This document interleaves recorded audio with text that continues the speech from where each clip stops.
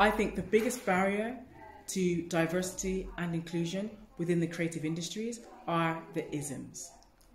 Racism, classism, ableism, sexism, and ageism.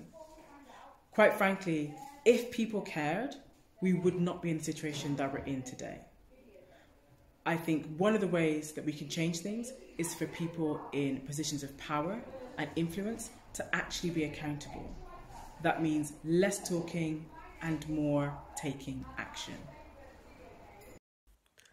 I think a barrier to doing really good inclusion work from organisations comes from a nervousness that they might do it wrong and a feeling of being overwhelmed with how big the scale is, really understanding how deep systemic injustices are and how can they change it if they're so big. I also think this is a really good barrier to challenge because it's not something that we can tackle in one action, but it is a multiple chipping away of something that's centuries in the making, and we all need to try every day to take down a little bit of that wall each time we make a decision.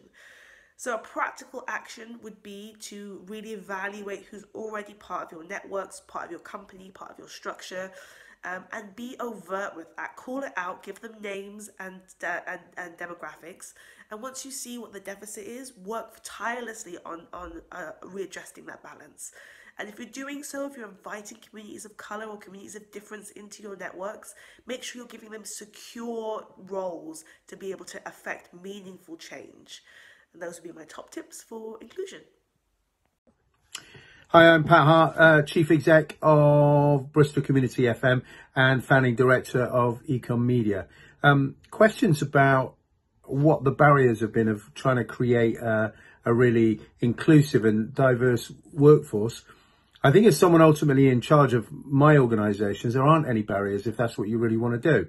But you have to truly believe that a diverse workforce is better for you, is better for your organisation and will reach more people. And of course, common sense tells you, even science tells you that that is the case. So if you're going to hire black people or people with a disability, don't be tokenistic and, hey, I've got a black person working for me, so I'll get them to do a black story. Maybe you could cover St. Paul's. And exactly the same if you're hiring somebody with a particular disability. Don't just give them niche stories. Make sure that you include everyone in your workforce to cover every type of story, of course, if they've got an expertise there. So barriers really are the rest of the industry. We need to be brave and we need to genuinely believe in our hearts that we want a creative, diverse workforce that reflects the readership or listenership or communities that we serve. In my opinion, some of the barriers to creating a more inclusive workforce have been not genuinely listening to the experiences and voices of talent from underrepresented groups, a lack of access to opportunities, and a lack of a clear development plan for talent that is already in the industry.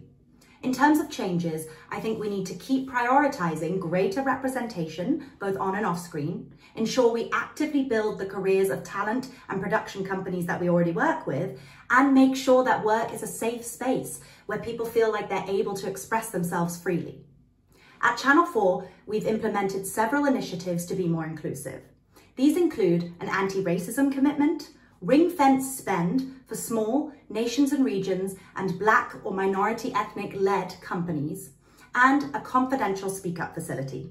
Personally, I can keep advocating for and amplifying the voices of diverse talent and make sure I'm connecting people to opportunities wherever possible.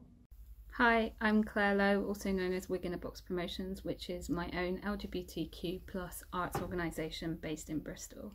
The barriers of getting into creative roles, I believe, are still very much socio-economic. It can be incredibly elitist sometimes getting into anything within the arts, but creative roles in general tend to feel like you have to have a university education to make them worthwhile.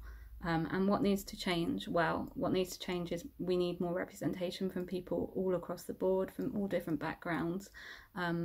And we need to make it accessible for those people to be able to get within creative roles. And what could people do to be more inclusive? Well, the first thing that you need to do is admit that you're not being inclusive and wonder and go backwards from there. How can you reach out to those people that probably haven't even thought about the creative industry before or the arts, and go from there? Ask people and never be ashamed to ask. Hi.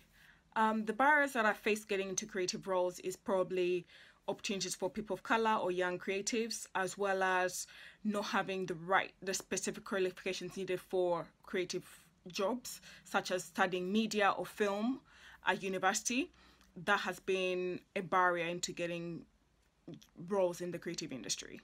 I'd say the main barrier to creating a more inclusive workforce is a lack of accessibility.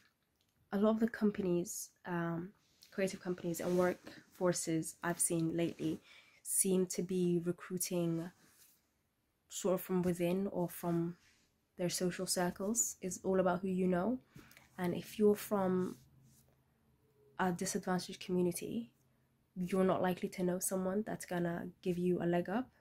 Hello, my name's Jonathan Brigdon. I'm Managing Director of Studio Giggle here at the Paintworks in Bristol.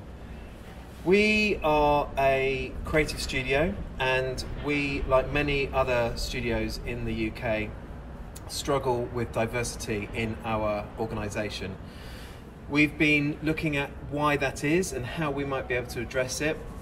One of the problems is that we often take our employees in from universities in the local area, and it tends to be a predominantly white middle class intake from those universities. So we've been looking at local programs in the city, including the Creative Youth Network, to create more diverse traineeships in our company. I feel the barriers to getting into a creative role is knowing about the opportunity to apply for those creative roles.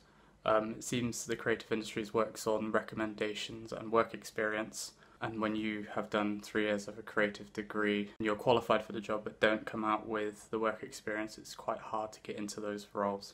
Something that I think needs to change in the creative industries is there needs to be more on-work training. That training needs to be paid, less sort of low-paid or unpaid internships.